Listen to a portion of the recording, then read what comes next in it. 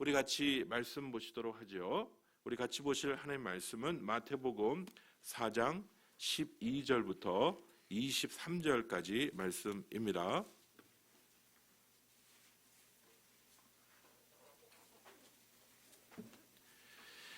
마태복음 4장 12절부터 23절까지에 있는 말씀 찾으신 줄 알고 마태복음 4장 12절 제가 읽을 때 같이 교독하시도록 하죠. 마태복음 4장 12절입니다. 예수께서 요한이 잡혔음을 들으시고 갈릴리로 물러가셨다가 나사렛을 떠나 스불론과 납달리 지경 해변에 있는 가변에 가서 사시니 이는 선지자 이사야를 통하여 하신 말씀을 이루려 하심이라. 일렀으되 스불론 땅과 납달리 땅과 요단강 저편 해변길과 이방의 갈릴리여, 흑암에 앉은 백성이 큰 빛을 보았고 사망의 땅과 그늘에 앉은 자들에게 빛이 빛이었도다 하였느니라. 이때부터 예수께서 비로소 회개하라, 천국이 가까이 왔느니라 하시더라. 갈릴리 해변에 다니시다가 두 형제 곧 베드로라 하는 시몬과 그의 형제 안드레가 바다에 그물을 던지는 것을 보시니 그들은 어부라. 말씀하시되 나를 따라오너라, 내가 너희를 하시니 그들이 곧 그물을 버려두고 예수를 따르니라.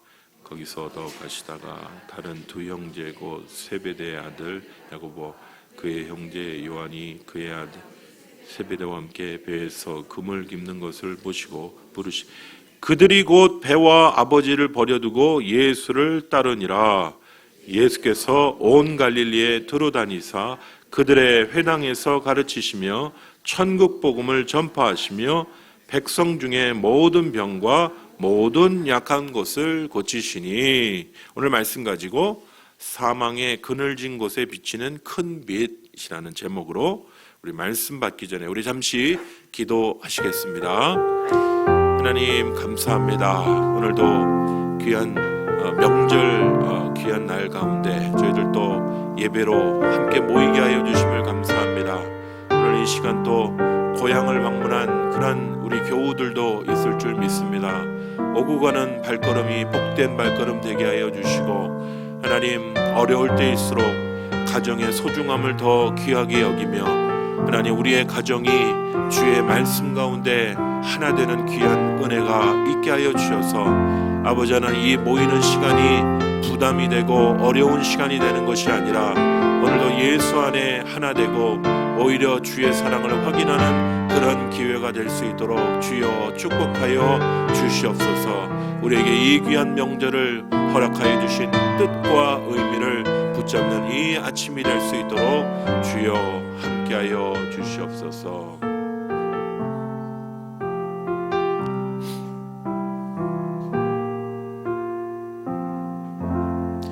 하나님 오늘도 예배에 빈손 들고 나오지 않고 주께 예물 가지고 주께 드리는 귀한 손길들이 있습니다. 열에 하나를 구별하며 감사의 예물을 드리며 또한 각종 선교 예물과 장학 예물을 주께 드린 손길이 있습니다. 주여 기억하여 주시고 그 손길이 복되게 하여 주셔서 아버지 하나님 2020년 우리가 달려가는 우리의 삶의 여정 가운데 많은 일들이 우리 가운데 오고 갈 것이지만 그러나 우리의 고백은, 우리의 믿음의 고백은 모든 물질의 주인 되신 아버지께서 우리의 필요한 것을 채우시리라 믿고 보호하시고 인도하시는 목자 되시는 주님을 고백하는 주의 귀한 성도들을 그 고백과 드리는 예물 위에 주님께서 복되게 하여 주셔서 그 삶이 그 믿음대로 되는 은혜가 있게 하여 주시옵소서. 아버지 오늘 주의 귀한 성도들 흩어져 있다 또 한자리에 모여 예배드립니다. 우리는 하나님의 백성이오니 어느 자리에 있든 예배하도록 불러주신 하나님의 백성들 함께 모여 예배할 때 우리 가운데 오셔서 하나님의 나라의 영광을 나타내 보여주시고 어두워져 있는 마음을 가진 종들이 있습니까? 주께서 밝은 빛을 비춰주셔서 우리의 어두워진 마음, 답답한 마음, 아버지의 낙심된 마음 다 물러가게 하여 주시고 예수 그리스도의 밝은 온전한 마음, 주님의 부르심에 합당한 마음들을 품는 이 귀한 아침이 되게 하여 주시옵소서. 오늘도 말씀을 우리에게 허락하여 주시옵소서. 주의 종이 듣겠나이다. 주의 말씀을 간절히 소원하는 주의 백성들 가운데 주의 말씀으로 당신의 온전한 임재를 나타내 주시옵소서. 감사드리고 예수 그리스도의 이름으로 기도합니다. 아멘.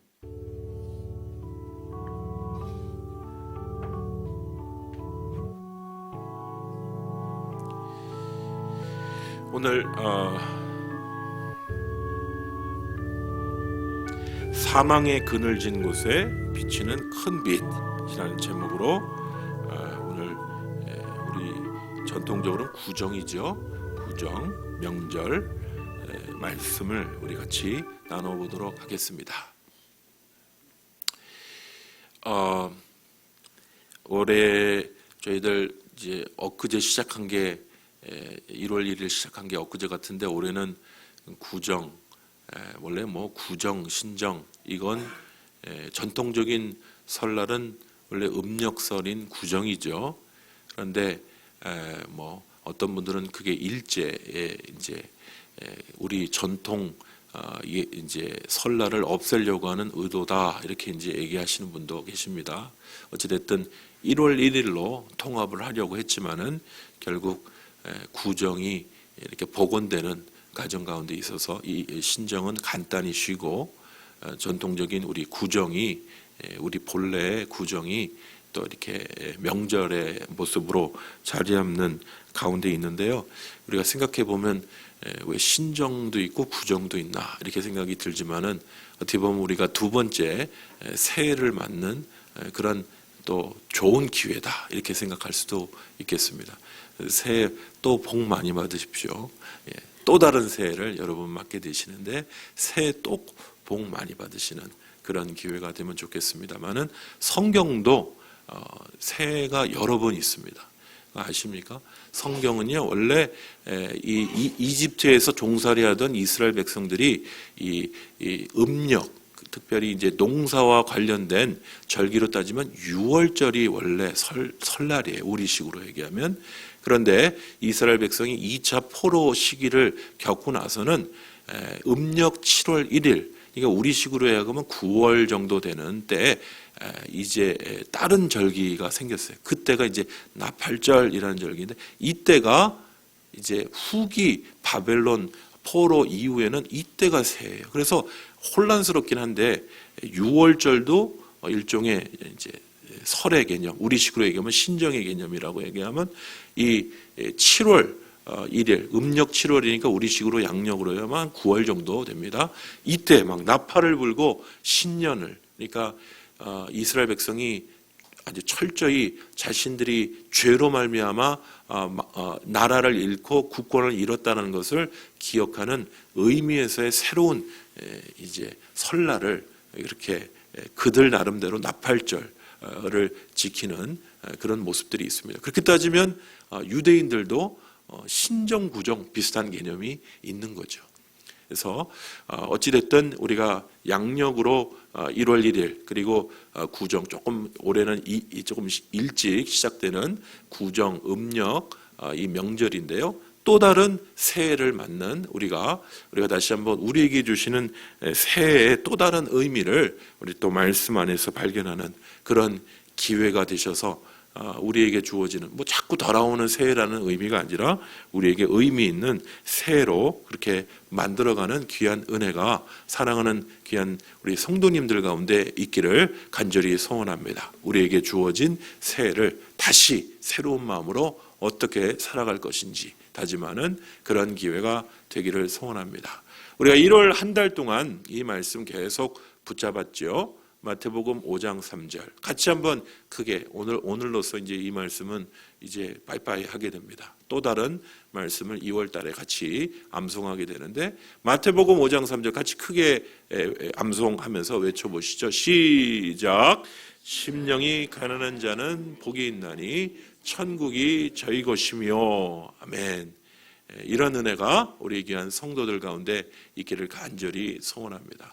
자꾸 묵상하시고 음미하시면 말씀의 귀한 의미들이 떠오르고 붙잡아지는 귀한 은혜가 있을 줄 믿습니다. 오늘 본문 말씀으로 바로 들어가 보도록 하죠. 오늘 우리가 읽었던 마태복음 4장에 있는 말씀은 예수님께서 요한이 잡히심을 듣고 갈릴리로 물러가셨다라고 이야기합니다. 예수님은 이 세례 요한의 세례 운동에 가담하셨던 걸로 보입니다. 예수님은 이 세례 요한이 외쳤던 회개하라, 독사의 자식들아, 너희가 아브라함의 자손으로 그렇게 오해하는구나. 독사의 자식들아, 도끼가 너희의 이 나무 뿌리에 놓여 있다. 아주 심판의 메시지를 외치던 이 세례 요한의 세례 운동.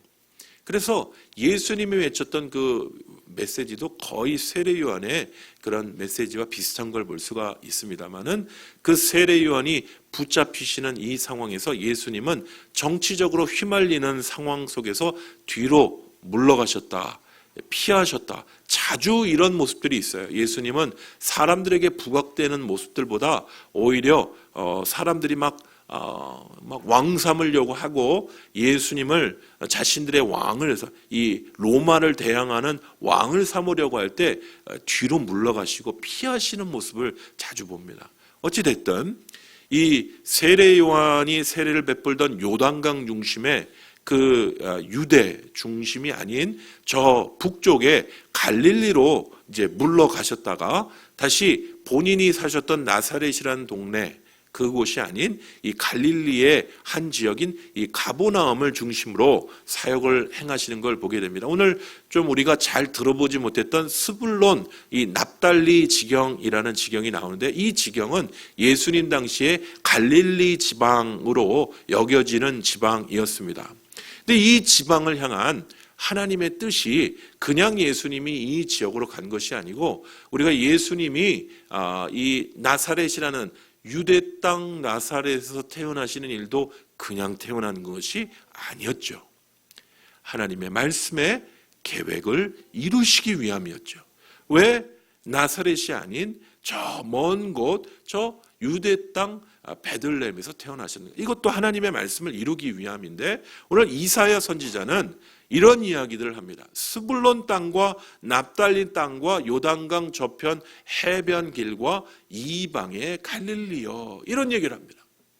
이 스불론 그리고 이 납달리 땅이 도대체 어떠한 일이 있길래 이곳을 주목하여 이야기하는 걸까요? 선지자 이사야는 말입니다.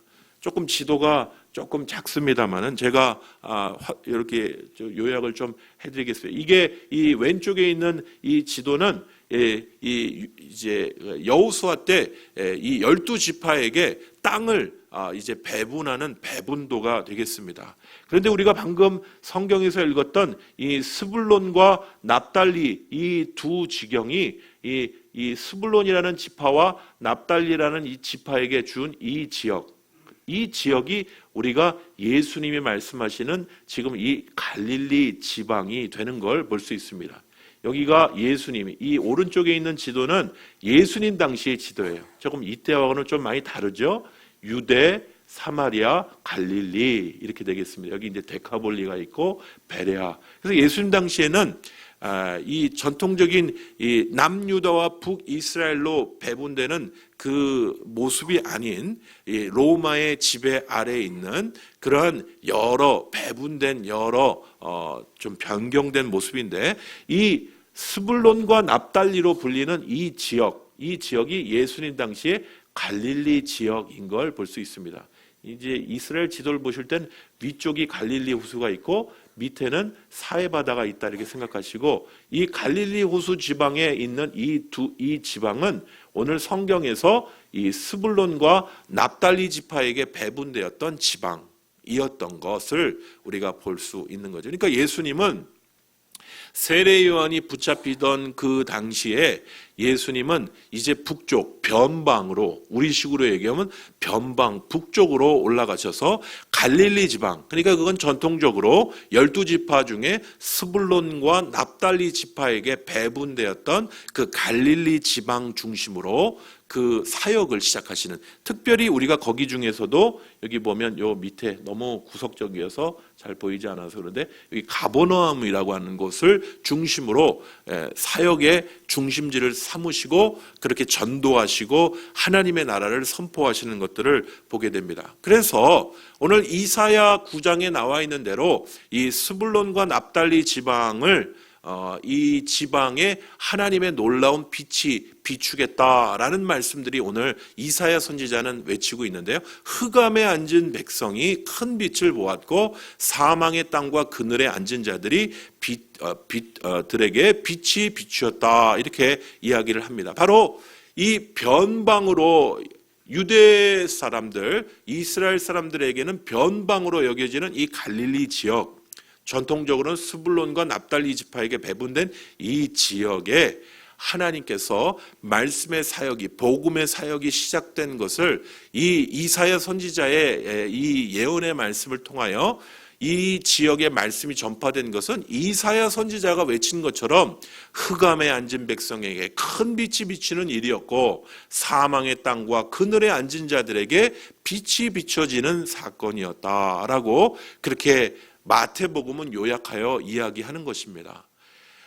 곰곰이 따져보면 이 갈릴리 지역은 아까 지도에서도 잠깐 살펴볼 수 있듯이 이 위쪽에 이 바벨론, 그러니까 이 위쪽에 있는 여러 문명권이 있었습니다. 바벨론, 아수르 이런 문명권이 쳐 내려올 때, 혹은 이 밑에 있던 문명권인 이 이집트가 쳐 올라갈 때 이쪽 저쪽에서 부딪힐 수밖에 없는, 먼저 공격을 당할 수밖에 없는 그런 지역이 되겠습니다. 그 지역은 상당히 이제 성지순례를 가보시면 아시겠지만은 갈릴리 지방의 푸근한, 지난 토요일에도 토요일이었나요? 목요일이었군요. 우리 이제 청소를 조금 일찍 해서 목요일이었는데 우리 이제 같이 청소하면서 그런 얘기도 했는데, 여러분 해변이 있는 곳은 솔직히 대단한 산업이 없어도 물고기 잡고 뭐 하면서 그냥 먹고 살 수 있는 곳이, 바다는 되게 풍요로운 곳입니다.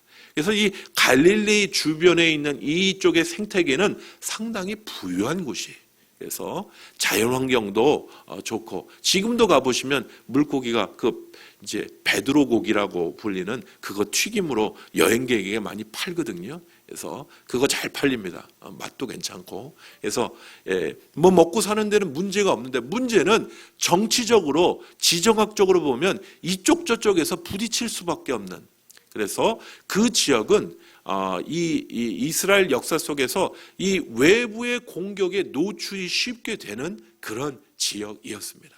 그래서 외부의 공격에 노출이 쉽게 되므로 늘 압제와 핍박이 먼저 있었던 그런 지역이었고요. 그 지역 가운데 또 살던 사람들을 외부에 이주시키고 외부에 있던 사람들을 그 지역에 다시 이주시키는 이런 혼합 정책을 통해서 혼혈이 많이 있던 지역이기도 하였습니다. 그래서 그 지역에 사는 사람들끼리, 유대인들끼리 하는 이야기가 있었는데 이런 얘기가 있어요. 갈릴리에서는 선지자가 나지 못한다. 여러분, 요즘에 우리나라가 서울로 집중되는 현상들이 있는데, 저는 지방 분권이 한참 되다가 막 서울로 막 몰리잖아요. 그죠? 모든 인재와 모든 핵심적인 인프라가 서울에다 몰려 있기 때문에 사람들은 서울로 몰려들기 시작하는 것과 똑같은 것이죠. 유대인 개념에서 따지면 이 예루살렘, 이 중심부 외에는 별로 관심이 없어요. 이 북쪽에 있던 이 갈릴리 지역은 변방인 거예요. 혼연들이나 살고 거기서 무슨 선지자가 날 수 있는, 굉장히 소외되고 변방으로 여겨지는 그 지역에 예수님은 그 지역부터 복음의 기지로, 특별히 이 가버나움이라고 하는 지역을 중심으로 복음을 전하시는 이 모습을 우리가 말씀을 통하여 살펴보게 되는 것이죠. 사랑하는 성도 여러분, 우리의 참 예수님이 이 사역의 초점을 삼으셨던 이 사역의 초점들을 우리가 다시 한번 생각해 보면서 오늘도 예수님의 복음이 필요로 하는 말씀을 필요로 하는 소외된 사람들에게 우리 교회가 또 우리 한 사람 한 사람 그리스도인들이 먼저 다가서고 있는가를 우리 예수님이 행하신 이 모습을 통하여 다시 한번 생각해 보지 않을 수 없습니다. 우리가 젊은 청년들이나 우리 성도들도 잘 아시는 사망의 그늘에 앉아 죽어가는 나의 백성들, 고용원 씨의 찬양이죠. 근데 이 사망의 그늘에 앉아 죽어가는 백성들이 누군지 아십니까? 이 구절에서 따오긴 했지만은 누굴까요? 이 고용원 씨는 북한을 염두에 두고 이 찬양을 만들었습니다. 여러분, 원래 북한은요, 원래 복음이 그쪽부터 시작이 됐어요. 1907년 대부흥 운동이 시작될 즈음에 이 평양이나 이쪽은 무엇이라고 불렸냐? 이 동양의 예루살렘이라고 불릴 정도로 하나님의 폭발적인 부흥 운동이 그곳에서 시작되었습니다. 그런데 어느 순간 그곳에 공산주의, 이데올로기의 이런 한파들이 지나가고 그곳이 어두운, 지금은 예배드릴 수 없는 곳, 어두운 사망의 그늘진 땅이 흑암에 앉은 백성들이 거하는 곳이 되었던 것이죠. 정치적으로 어떤 분들은 북한과의 이런 협력과 여러 얘기들을 하는 거 되게 언짢아 하시는 분들이 있을 수 있어요. 저도 그렇게 느낄 때가 많습니다. 남북 적십자 이 일들을 통해서 오고 가는 일들이 이제는 점점 어려워. 왜냐하면 거기에 출연하시는 그 북쪽의 부모와 형제 자매를 두신 분들이 머리가 백발이 되시고 그분들이 거의 이제 죽어가시는 상황. 북쪽에 가족이 더 이상 없어요. 우리가 모처럼 통일을 하는데 이러한 이야기들이 계속 나오기 시작하면 통일이 점점 요원해지겠죠. 여러분, 우리가 예수님의 관점으로 다시 생각하지 않으면 저 북한에 있는 우리 예전의 형제였던 저 북한 사람들, 사망의 그늘에, 사망의 땅과 그늘에 앉아있는 저 흑암에 앉아있는 저 백성들에게 복음을 전해야 되겠다는 우리의 생각은 아주 요원한 일이 될 것입니다. 오늘 다시 한번 우리에게 복음에 소외된, 이 갈릴리 지역이 참 복음에 소외된 그런 지역 중에 하나였는데 우리에게 복음에 소외된 말씀이 필요로 하는 그런 사람들은 누구인가 생각하는 그러한 이 아침 시간이 되기를 간절히 소원합니다. 제가 있던 인도네시아 지방의 맹주는 이 자바족이라는 종족이에요. 근데 제가 섬기려고 했던 종족은 이 마두라라는 종족인데 이 마두라 종족은 이 자바 종족에 비해서 제3 정도, 순다라는 종족 다음에 제3의 종족인데 이 종족은 늘 끼어서 이 주 종족인 자바 종족에 비해서 변두리로 밀려난, 그래서 이제 마두라라는 그 섬 중심으로 사는 종족이 되겠습니다. 저도 가보니까 이 종족이 소외된 민족이라는 걸, 근데 그들이 또 이슬람이에요. 참 말씀을 나누어야 될 이 일들에 굉장히 소외된 사람들이라는 걸 많이 확인했던 기억이 납니다. 사랑하는 성도 여러분, 오늘도 복음에 이 갈릴리 지역 사람들과 같이 소외되어서 흑암에 앉은 백성으로 사망의 땅과 그늘진 곳에 앉은 사람으로서 복음의 빛, 하나님의 나라의 복음의 빛이 필요한 사람들이 오늘도 존재한다는 사실을 여러분 아십니까? 2월 9일에 오실 이 김상숙 권사라는 이분은 우리나라에 와 있는 외국인 노동자를 대상으로 사역을 하시는 분이십니다.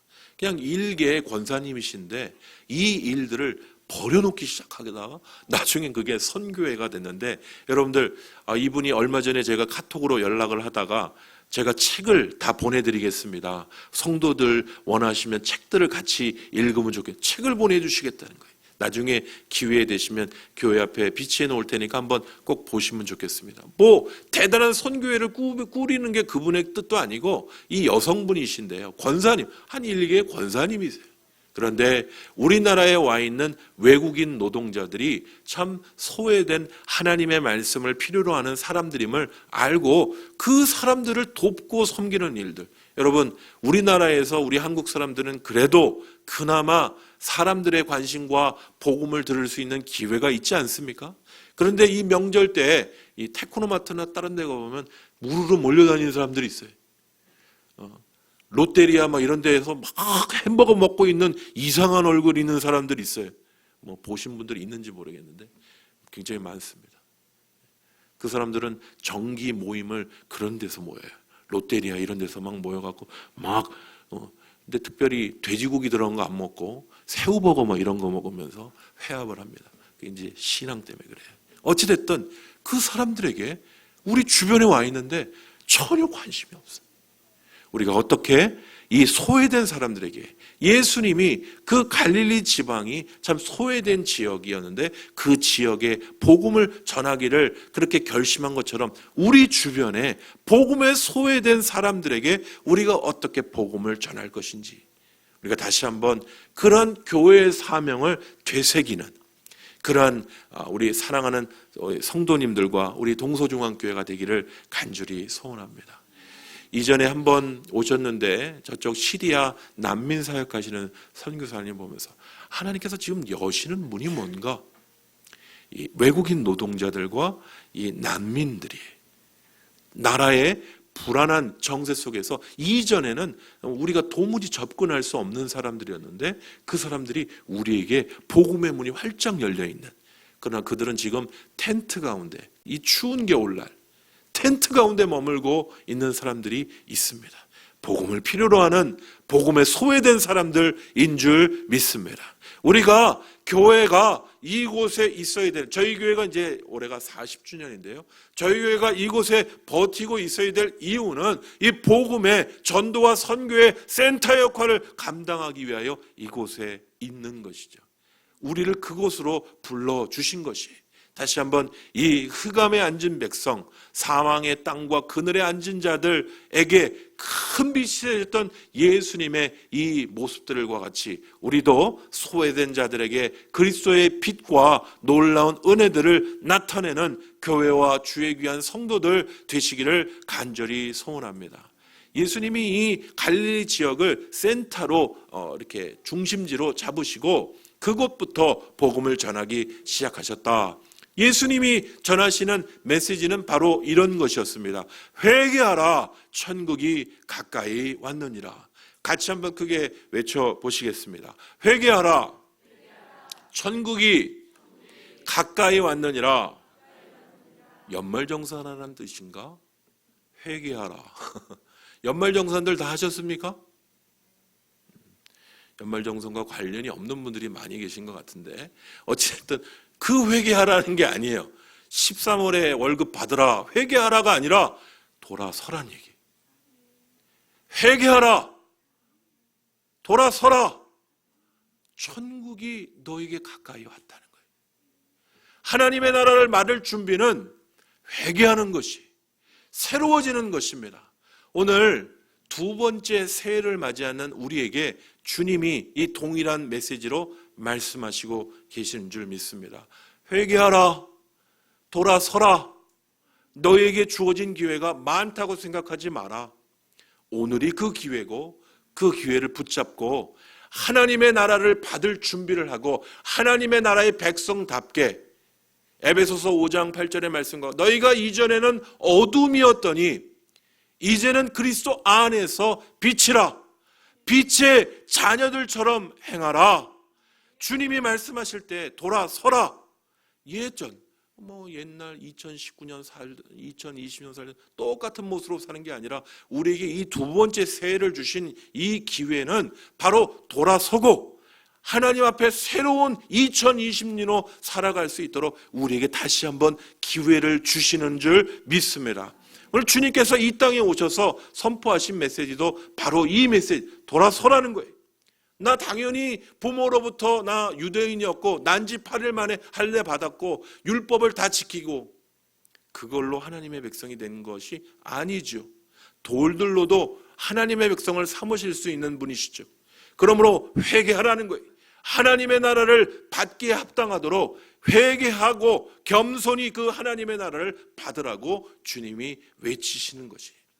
이 메시지를 전할 귀한 제자들을 주님은 또 이렇게 모으시는 걸 또 보게 됩니다. 이 회개하고 천국이 이 땅에 가까이 왔음을, 예수님을 통하여 이 땅에 하나님의 나라가 가까이 왔음을 전할 그런 제자들이 필요하죠. 그래서 그 주변에, 갈릴리 주변에 여러 어부들을 먼저 예수님이 부르시는 걸 보게 됩니다.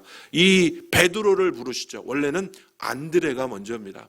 안드레가 세례 요한 운동에 참여했다가 베드로를 데려오는데, 여기 마태복음에는 베드로 그리고 안드레가 등장합니다. 이 두 형제가 예수님의 부르심 앞에 어부였던 그들을 부르시는 장면, 특별히 예수님은 말씀하기를 내가 너를 이전에는 어부였지만, 갈릴리 지방에서 물고기 낚는 어부였지만 이제는 사람을 낚는 어부가 되게 하겠다라고 얘기하실 때 이 두 형제가 예수님의 말씀에 그물을 버려두고 예수를 따랐다라고 말씀하십니다. 오늘 그뿐만 아니라 오늘 세베대의 아들 야고보와 요한이 등장하는데, 이 사람은 나중에 굉장히 예수님의 측근 중에 측근으로, 그렇게 이 초반부에 불려졌던 이 사람들이 어떻게 보면 예수님의 수제자들이 가장 측근. 저희 교회도 보면 처음 이 교회가 세워질 때 정말 이 교회에 세워지는 일에 중추적인 역할을 하셨던 분들이 가장 저희 교회에 또 으뜸이 되는 것과 똑같은 것이죠. 그분들이 수제자 역할을 하는 것과 똑같은 것이죠. 그런 일들을 하시는 분들이, 이 세베대는요 특별히 유력자였던 걸 볼 수 있어요. 다른 공관복음을 살펴보면 이 여러 품꾼들을 같이 써서 이제 다른 사람들을 고용해서 더 많은 사람들과 낚시를 이제 물고기 잡이를 하는 것들을 보게 되면 상당히 부유한, 이 야고보와 요한은 그 아버지였던 이 세베대는 상당히 부유한 그러한 어부였던 걸 볼 수가 있는데, 그 부유한 아버지인 그 세베대, 그 예수님의 부르심을 받은 이 야고보와 요한은 오늘 말씀에 보면 배와 아버지를 버려두고 예수를 따랐다라고 말씀합니다.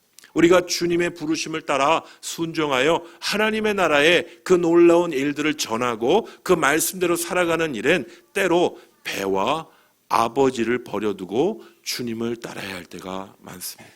나를 따라오려거든 자기를 부인하고 자기와 내 자신이 사랑하는, 예전에 사랑했던 그 모든 것, 세상에 부모도 내려놔야 돼요. 제가 아는 한 선교단체 간사님은 어렸을 때부터 그 부모님이 땅 팔고 소 팔아갖고 이 간사님을 이 서울에 있는 대학 보내놨어요. 근데 이 대학 보내놓은 이 간사님이 이 대학에 올라와서 예수님을 만난 거예요. 예수님을 만나고 여러 말씀 중에 예수를 따를 때 다 버리고 예수님의 부르심에 따라야 되죠. 뭐 이것저것 생각하면 어떻게 예수님을 따릅니까? 부른 독시에 그걸 따라야 되니까 다 버리고 따라야 되는데, 눈에 밟히는 것이 부모예요. 부모. 밭 팔고 소 팔아서 자기 자신만 바라보고 있는, 이제 대학 교육 마치면 돈 벌어서 자기 용돈이라도 주고 자신의 미래를 책임질 그 아들만 바라보고 있는 그 부모가 눈에 밟히는 거예요. 이 말씀이 너무 어려웠다고 그 간사님이 고백하더라고요. 예수 따라가는데 이 부모를 내려놓는 것이 얼마나 어려운 일인지를 고백하던 그 기억이 떠오릅니다. 그러나 예수님의 부르심이 먼저인 것이죠. 예수님의 그 부르심에, 말씀에 온전히 따라 배와 아버지를 버려두고 자신이 이전에 붙잡고 있던 옛적에 붙잡았던 모든 가치는 예수 그리스도 앞에 내려놓고 예수를 따라 하나님의 나라를 선포하는 주의 제자로 따르는 오늘 장면을 오늘 말씀을 통하여 살펴보게 되는 것입니다. 사랑하는 성도 여러분, 오늘 말씀에서 우리가 살펴보게 되는 것은 이 민족이, 우리나라 민족이 참 사망의 그늘진 땅에 머물던 백성이었습니다. 저는 우리나라가 식민지로 있어 당연히 그럴 수밖에 없다, 이런 얘기를 드리려고 하는 것이 아닙니다. 우리나라가 5,000년 역사 속에 빛나본 적이 있었나요? 우리도 자주적인 어떤 모든 일들 맞지요. 그런 모습들이 있었죠. 그러나 주변에 있는 열강 속에서 우리의 국권을 빼앗길 수밖에 없는 약한 나라. 그러나 이 민족 가운데 하나님께서 복음을 허락하여 주시고 우리 국민의 또한 우리 백성의 우리 사망의 그늘진 곳에 어두운 곳에 있었던 이 민족 가운데 하나님의 복음의 빛을 허락하여 주시는 은혜를 우리에게 허락해 주신 것이죠. 그 복음에 소외된, 여러분 제가 88 올림픽 이후에 90년 이후에 외국을 일본도 좀 가보고 외국을 나가보더라도 그때만 해도 한국 알던 사람이 아무도 없어요. 그런데 그제 여러분 그 봉준호라는 감독이 외국 그 미국 시상식에서 거론되는 거 보셨죠? 지금은 세계 속의 한국이 우리를 이렇게 높여주시는 하나님의 은혜를 다시 한번 생각을 할 때 다시 한번 우리가 잘나서가 아니라 이 사망의 그늘진 땅에 어두워져 있던 이 백성 가운데 하나님의 복음이 전해져서 우리 가운데 하나님의 귀한 은혜가 우리 가운데 임해 있음을 다시 한번 감격할 수 있는 사랑하는 주의 귀한 성도들 되시기를 간절히 소원합니다. 우리에게 이런 복음을 허락하여 주신 이 은혜를 다시 한번 기억하고 이제는 소외된 우리가 돌봐야 될 다른 이웃들을 돌볼 수 있는, 특별히 창립 40주년을 맞이한 우리 동서중앙교회가 다시 우리에게 주신 이 은혜를 우리가 소유하고 끝나는 것이 아니라 어떻게 우리가 소외된 다른 이웃들을, 앞에서 잠깐 말씀드렸죠. 해외 노동자라든지 우리 주변에 와 있는 그 많은 사람들을 소외된, 그죠? 그 사람들을 어떻게 하나님의 말씀의 그 복음의 대상자들로, 복음의 소외된 자들을 어떻게 그들을 돕고 섬길지를 다시 한번 고민하며 오늘 이 2020년을 우리가 다시 한번 달려가야 되는 것이죠. 사랑하는 성도 여러분, 오늘 예수님은 복음을 통해서 이 소외된 영혼들, 그 소외된 지역, 소외된 그 사람들에게 이 빛을 비추시는 놀라운 일들을 하시는 것들을 보게 됩니다. 오늘 우리가 우리의 말씀을, 우리를 통하여 그리스도의 향기요 그리스도의 빛으로서의 우리의 삶을 통하여 이 소외된 자들에게 빛을 나타내도록 우리를 불러주셨음을 다시 한번 기억하고 우리가 나누어야 될 예수 그리스도의 빛, 어떻게 우리 교회가 이 일들을 감당할지를 다시 한번 기억하고 붙잡는 이 아침이 되기를 간절히 소원합니다. 사랑하는 성도 여러분, 우리에게 주신 새로운 한 해, 그죠? 양력이 있고 음력이 있고 이렇게 두 번이나 하나, 두 번째 기회를 위해 세컨 찬스라고 하죠. 두 번째 기회를 주신 거예요. 아직도 2019년에 머물러 계신 분이 있습니까? 2019년이나 2020년이나 똑같이. 그게 아니고 새로운 2020년으로 오늘 주님이 주신 새로운 기회로 우리가 다시 한번 주님이 주신 새로운 다짐과 붙잡아야 될 비전과 확신을 붙잡고 새로운 다짐으로 달려가실 수 있는 모든 성도들 되시기를 간절히 소원합니다. 우리 같이 기도하시도록 하겠습니다. 교회 역사와 선교의 역사를 되짚어보면 복음의 변방으로 있었던 사람들이 하나님의 놀라운 은혜로 그들이 중심 위치에 서게 되는 걸 보게 됩니다. 그런데 중심 위치에 서서는 자신들을 부르신 뜻을 잃어버리고 하나님은 나를 부르셨어 선민사상에 빠져서 그들을 부르신 이유는 그들로 소외된 다른 사람들에게 그리스도의 영향력을 미치도록 부르신 것임을 잊어버릴 때 그들은 변방으로 저절로 밀려나는 것들을 보게 됩니다. 우리 민족을 어두워져 있는 이 민족 가운데, 소외된 이 민족 가운데 복음의 빛으로 말미암아 놀라운 빛을 우리에게 허락하여 주시면 단순히 우리 자신만을 위함이 아닙니다. 우리 주변에 주를 알지 못하는 주변에 있는 많은 자들에게, 또한 오늘도 소외된 영혼들에게 예수 그리스도의 복음의 빛을 비치도록 우리를 불러주셨사오니 그 일들을 감당하는 우리 한 사람 한 사람들과 우리 동서중앙교회가 될 수 있도록 오늘 말씀을 붙잡고 우리 같이 합심하여서 기도하도록 하겠습니다.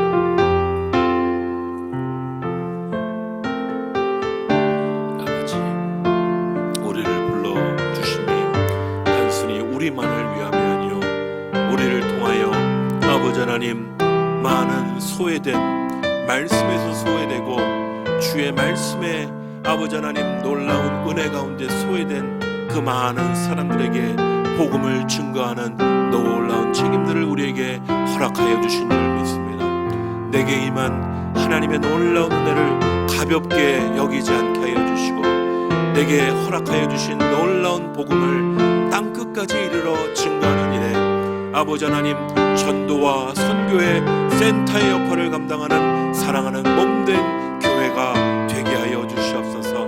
오늘 아버지 하나님 구정 명절을 통하여 다시 한번 새해를 사는 기회를 허락하여 주셨사오니 새로운 다짐으로 새로운 마음으로 2020년을 새롭게 달려가는 주의 귀한 백성들 되게 하여 주시옵소서. 주님, 그런 기회로 우리를 불러주심을 다시 한번 감사드리고 다시 한번 우리 교회가 사랑하는 동서중앙교회가 40주년의 이름에 합당하게 주님이 원하시는 그 사명을 감당하고 발견하는 놀라운 2020년이 될 수 있도록 주님 축복하여 주시길 간절히 소원할 때 예수 그리스도의 이름으로 기도합니다. 아멘. 모두 일어나셔서 우리 같이 찬양하시도록 하겠습니다.